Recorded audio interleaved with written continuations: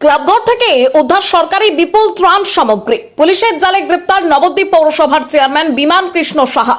নবদ্বীপে একটি ক্লাবঘর থেকে বিপুল পরিমাণ সরকারি ত্রাণ সামগ্রী উদ্ধারের ঘটনাকে কেন্দ্র করে চাঞ্চল্য ছড়িয়েছে।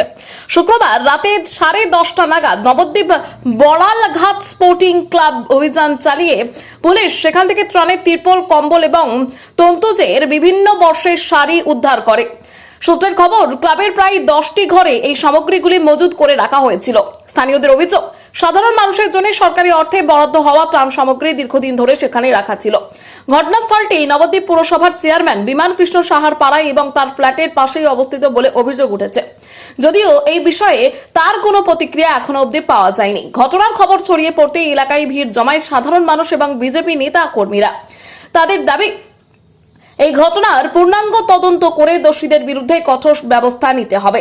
পরিস্থিতি উত্তপ্ত হয়ে উঠলে নবদ্বীপ থানার পুলিশ ও কেন্দ্রীয় বাহিনীর সদস্যরা ঘটনাস্থলে পৌঁছে পরিস্থিতি নিয়ন্ত্রণে আনে।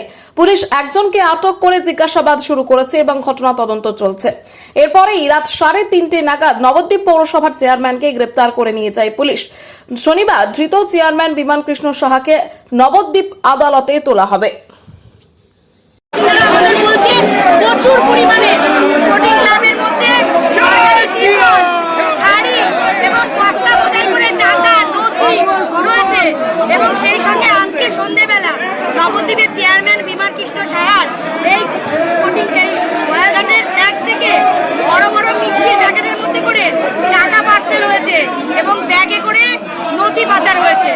যখনই আমরা খবর পাই, আমরা সকলে